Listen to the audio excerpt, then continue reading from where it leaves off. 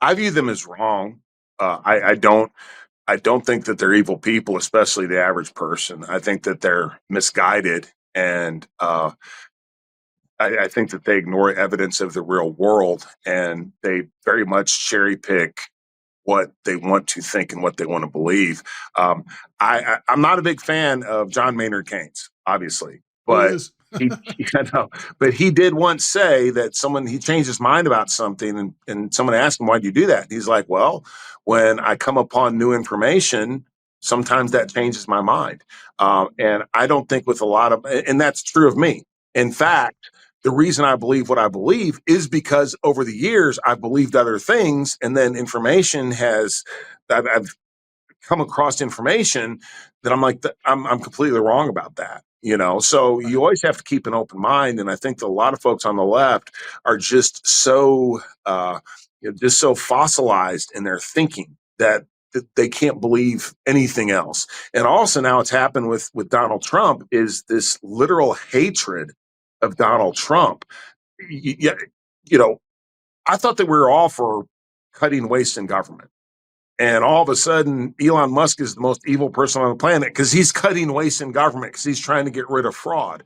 Um, but obviously, yes, there are some evil people in the world, and that is a nonpartisan thing, unfortunately. But for the most part, I think the vast majority of people on the left, I think that they're just, I think that they're just wrong, and they're misinformed. But I also think that they are incredibly close-minded and that they Right. won't consider anything else than what they already believe. Yeah, and at least that's something you can work with, right? If you approach that someone is wrong, that gives you an opportunity to persuade them.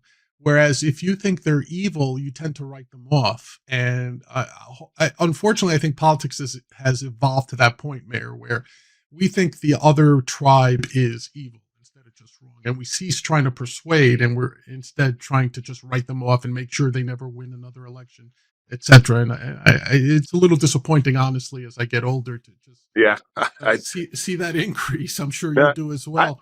I can definitely agree with that. And unfortunately, and I don't know what that means for our country because we have, we just can't agree on anything anymore, Right. especially when you look at just the geographical differences. I was talking about how in East Tennessee we're just a little different. I would say a lot different than other parts of the country. Um, that's why the 10th Amendment was so important, was because your state decided a lot of Right. these things instead of the federal government. So now we have one size fits all policies that impact everybody, and we have to fight over that. So, ultimately for the future of our country, I think that we need to really reestablish the 10th Amendment, really reestablish states making the majority of decisions as opposed to the federal government.